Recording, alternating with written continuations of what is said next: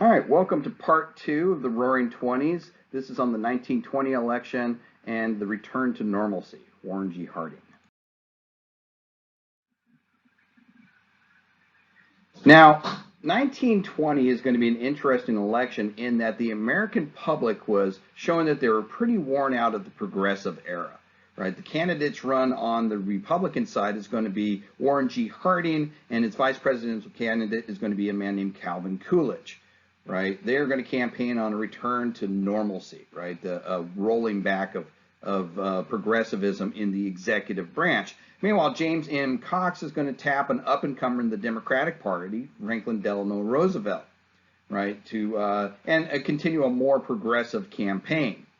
Now, ultimately, the return to normalcy campaign is going to win out, right? As far as James Cox goes, he is only going to get a small percentage of the electoral votes, only 9 million votes compared to 16 million for Harding, right? And for Franklin Roosevelt, on August of 1921, he'll be diagnosed with infantile paralysis, and he's going to spend the next few years reinventing himself, right, as polio, as it's more commonly known, racks his body, but he'll be back. We'll definitely talk about him again.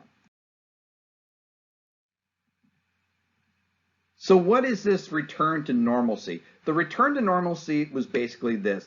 Warren G. Harding said that the only time that the government should be involved in your life is if you were breaking the law, sending mail, or paying your taxes. Outside of that, we needed to roll back this activist executive, right? I think World War I took a lot of the steam out of that for people anyways. Like I said, it's going to win pretty overwhelmingly, and Harding's going to be elected president. However, Harding is going to have a presidency that's going to be rather short. Boy, is it going to be filled with scandals. I would venture to guess that if Warren G. Harding had lived to go through 8 years as president, like his predecessor Ulysses S. Grant had, who had a lot of scandals in his presidency, that Harding would have beat him on scandals. Because, boy, there's a lot of them, and he's only president for 2.5 years. For example, Prohibition. He is the first president to serve when Prohibition is in full effect, right? But he's a heavy drinker. He's known for throwing these huge parties at the White House where liquor's flowing, right? Now, granted, you could get alcohol for medicinal purposes. You can get prescribed it, but the amount of liquor going on at these poker parties was far beyond what you could get through a prescription, right? Bootleggers were sneaking alcohol into the White House. Now, to be fair, this was also happening in the Capitol building. Bootleggers were sneaking alcohol into the Senate, into the House of Representatives. Matter of fact, Ken Burns' series on Prohibition actually interviews the son of one of these bootleggers who used to do exactly that. But that wasn't the only Prohibition scandal going on during this time period. For example, Jess W. Smith, who was the secretary to the Attorney General Harry Daugherty, was arranging for several different scams having to do with Prohibition. For example, if you were a distillery who wanted to get a hold of a medical liquor license, you would contact Jess Smith. He would see to it, if you paid him the right bribe, he would see to it that you would get one. Right? Maybe you are in jail for a Prohibition violation. He could arrange to get you off. He could also arrange for it to never go to trial in the first place. Right? Jess Smith would actually be involved in a shouting match with the President of the United States in the White House the night before he mysteriously died of an apparent suicide. Now, that's just the first scandal. The next has to do with our natural resources, the Teapot Dome scandal. Right? This has to do with the Secretary of the Treasury, Albert Fall. Albert Fall had decided he wanted to sell off rights to the America's oil resources at two places, Teapot Dome, which was in Wyoming, and another place called Elks Hill in California.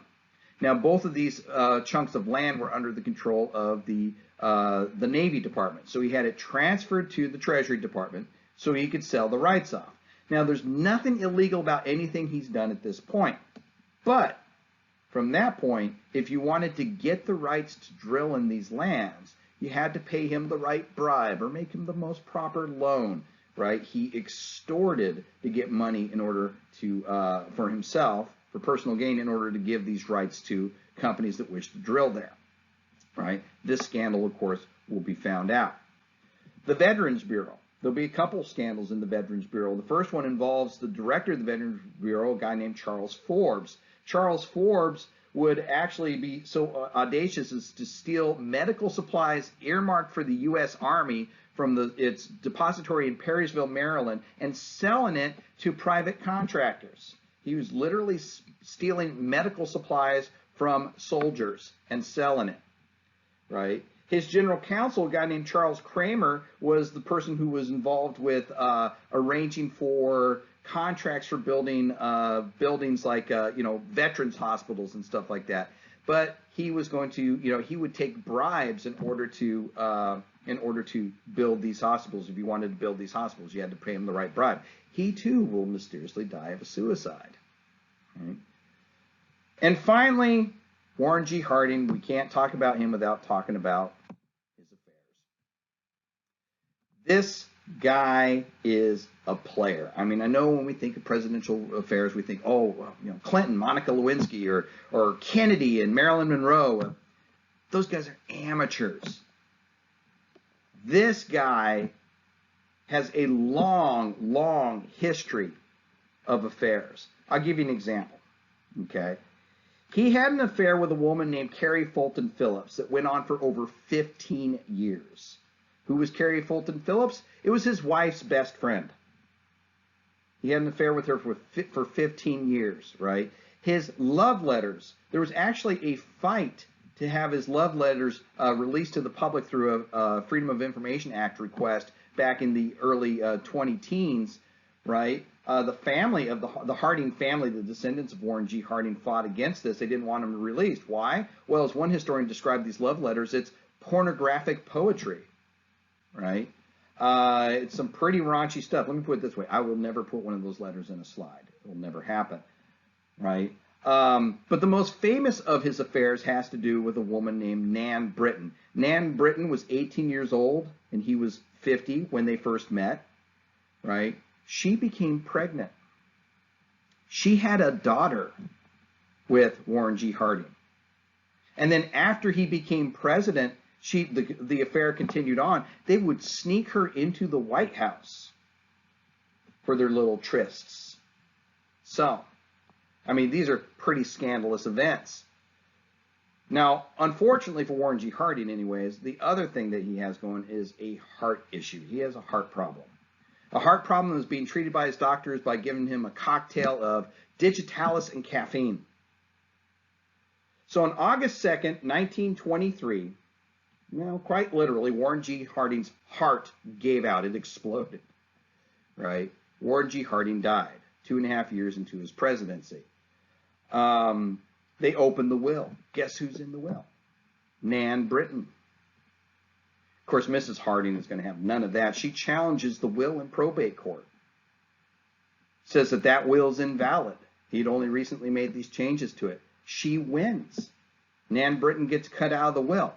But Nan Britton isn't done yet. She's going to write the first ever presidential expose, a book called The President's Daughter, that describes her illicit affair with Warren G. Harding, the illegitimate child they had together, and so forth, right? But Warren G. Harding, after 1923, he's dead, and his vice president, Calvin Coolidge, becomes president of the United States.